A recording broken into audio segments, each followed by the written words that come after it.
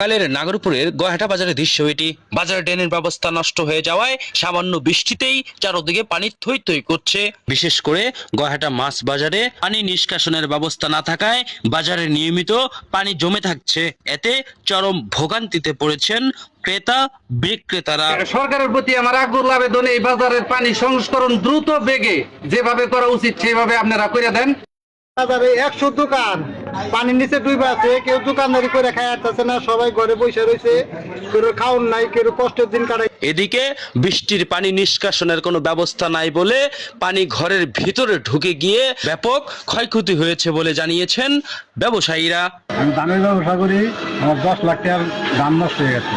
এদিকে পানি জমে থাকার কারণে লেবারদের প্রতিদিনের কাজ করা কঠিন হয়ে পড়েছে। আমাদের সোনার গয়হাটা, সোনার বাংলাদেশ পেয়েছি আমরা চোরের খুনি। বাড়ি পণ্য ওঠানো নামানোর সময় পিচ্ছিল জায়গায় পিছলে পড়ে যাওয়ার ঘটনাও ঘটছে।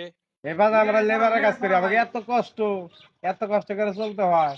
এদিকে ঔষধের দোকানে পানি ঢুকে বিপুল পরিমাণ ঔষধ নষ্ট হয়েছে বলে জানিয়েছেন বিক্রেতারা। অনেক ক্ষতিগ্রস্ত, আমাদের দোকানের পিছনে পানি উঠছে এবং কি আমাদের অনেক মাল সামান ক্ষয়ক্ষতি হয়েছে, নষ্ট হয়ে গেছে। সাপ আছে, ইঁদুর, পোকামাকড়, উপজেলা প্রশাসন আছে, টেউনো সাপ আছে।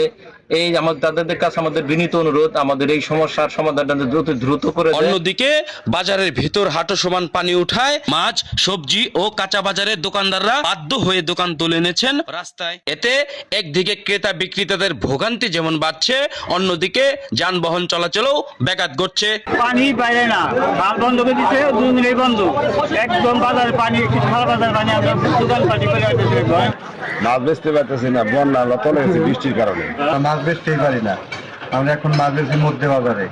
ওই পানির লিগে আমরা ব্যবসা করে কোনো শান্তি পাইতেছি না। স্থানীয়দের দাবি বাজারের পানি নিষ্কাশনের ব্যবস্থা যেন খুব দ্রুত করা হয়। মাছ বাজারে এমন ভয়াবহ অবস্থা, পচা পানি, দুর্গন্ধ হয়ে গেছে। এর জন্য আমরা বাজার করতে পারতেছি না। তো এখানে সেখানে পানি, দোকানপাটের মনে করেন সামনে কিন্তু পানি, রাস্তা একবারে। গয়াহাটাবাসীর একটি দাবি, আর সেই দাবিটি হলো পানি নিষ্কাশনের ব্যবস্থা যেন খুব দ্রুত করা হয়। আওলাদ হোসেন আলামিন, নাগরপুর।